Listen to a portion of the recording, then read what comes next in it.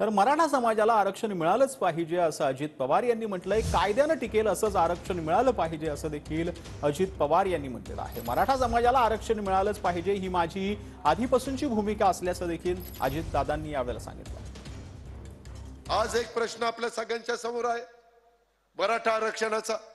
मराठा समाजाला आरक्षण मिळालं पाहिजे याच मताचे आम्ही सगळे जण ठामपणे मी सांगतो। फक्त मी त्याच्यामध्ये एवढंच सांगतो की मागे एकदा पृथ्वीराज चव्हाण साहेबांच्या काळात जे मिळालं ते टिकलं नाही, दुसऱ्या वेळेस देवेंद्रजींच्या काळात दिलं गेलं तेही टिकलं नाही। मिळताना कुठल्याही परिस्थितीत ते टिकलं पाहिजे, असंच मिळालं पाहिजे। नाहीतर लोक म्हणतील इजा बिजा तिजा काय यांचं चाललंय।